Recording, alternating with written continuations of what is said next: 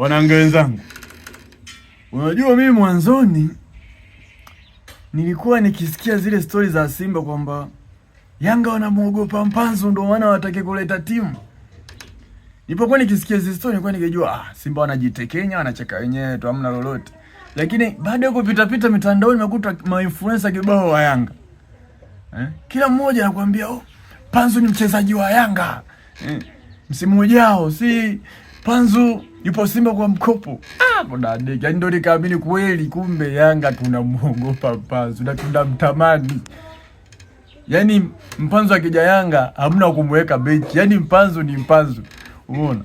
Sasa mimi nashindwa kuelewa. Ila hili swala niliweka wazi. Labda mlikuwa mjui. Mpanzu hayupo Simba kwa mkopo. Mpanzu ni mali halali ya Simba, kasaidiwa pale miaka 2 na si miezi 6 kama mnavyosema. Na kingine Mpanzu sio chama.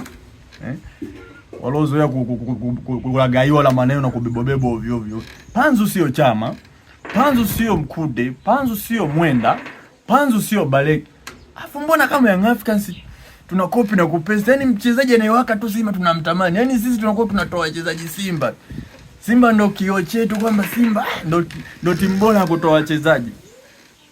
Itafika mahali Young Africans itabidi ibadilishwe jina itwe Simba B tu sasa.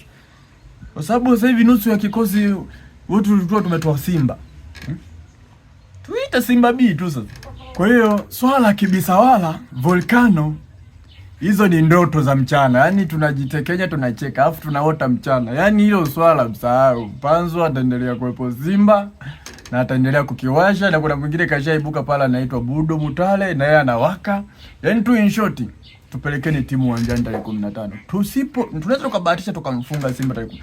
Tukishindwa kumfunga Simba msimu ujao, huku Mpanzu, huku Faisal Salum, huku Sima Bururu, huku Kibde.